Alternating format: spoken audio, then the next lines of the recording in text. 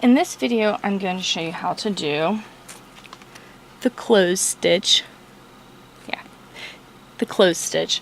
Now, how it turns out, it's kind of a, it's a fairly stretchy stitch. The front and back of it are both the same. But as you can see, when you, for your cast on, going up and going down the loom are different. So what we do is we'll make a slip knot. Try to move this so you can see. There we go, so you can see what I'm doing. Okay, so we go up this one, down.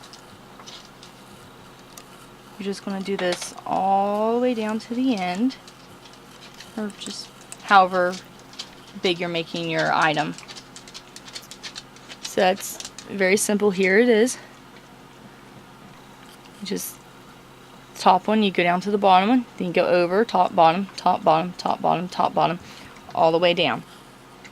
Now coming back is a bit different. You go up over your last peg, then you go down. It's like you're repeating it, but then you skip. You're skipping a peg each time.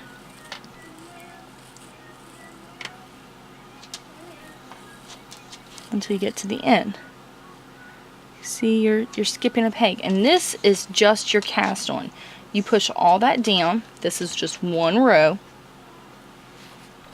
And now to finish your cast on, you go back to step one.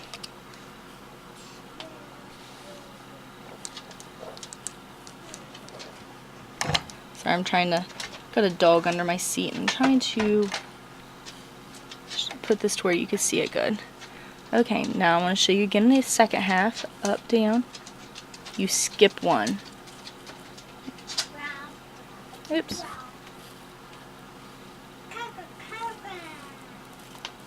You're doing every other peg.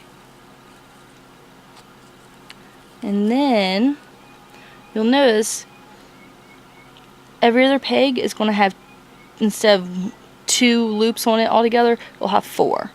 So 2, 4, 2, 4, 2, 4.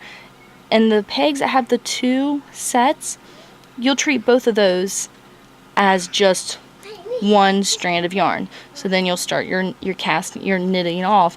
You'll bottom over the top, bottom over the top, bottom over the top, all the way down, and you'll do the other side, bottom over the top, and then you'll just keep going on with this pattern.